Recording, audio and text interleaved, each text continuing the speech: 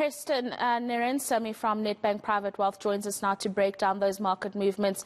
Thank you very much for your time this afternoon, Preston. Let's start with the global as well as the local markets. We saw an aggressive sell-off today.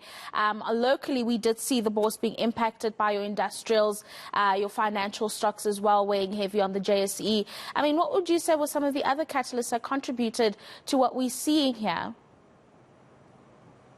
Good evening, Rafiwa. Yeah, so it's just primarily, the concerns around the invasion. So we see that tensions have actually gotten worse. And I think after Friday, when we saw that nuclear reactor being taken out in Ukraine, things have actually gotten pretty bad. And yeah, what we're just seeing on the markets today is just a follow-up from Friday, another proper red risk-off day. We're seeing dollar strength. We're seeing gold continue to edge higher. It's breached the $2,000 level. Oil's edging higher. And, there's just concerns around supply chain shocks and just higher prices for many inputs for manufacturers globally.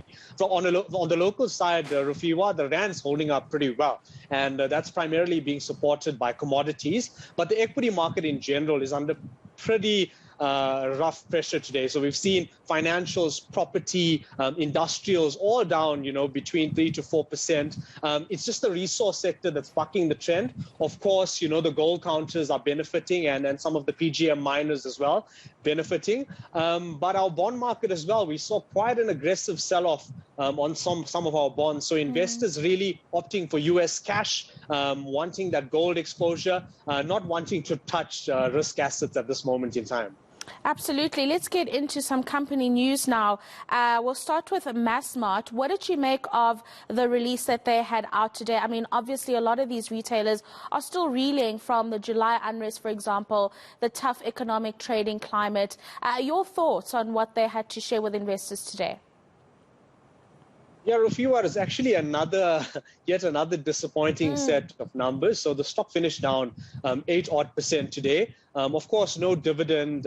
They're still experiencing significant losses. I think the losses actually went up from 2020 to 2021.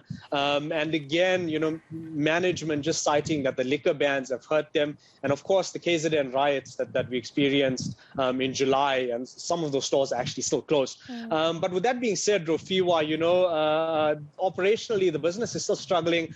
I think it's a little bit difficult to see what the turnaround strategy actually is. So the market not liking it at all, and the share price finishing down 8% in the red today. No, absolutely. And then what do you make of TFG's latest move, buying Choreographed and Dial-A-Bed?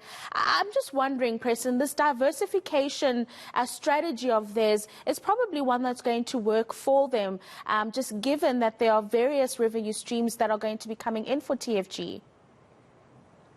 Yeah, I tend to agree with that, Rafiwa. And, for me, it doesn't appear at surface level that they've paid an excessive valuation for the business. So they paid a 12 times multiple for the business, to 2.35 billion rands. And, like you mentioned, it's a nice diversifier. And some of the commentary coming out of management is that they think the business is indeed scalable and has the potential to grow. And there's some really good brands in there. So we'll wait for more detail on this one. But at surface level, looking very good. And I think the market, today was a red day, so it's difficult to judge the market movement on the share price.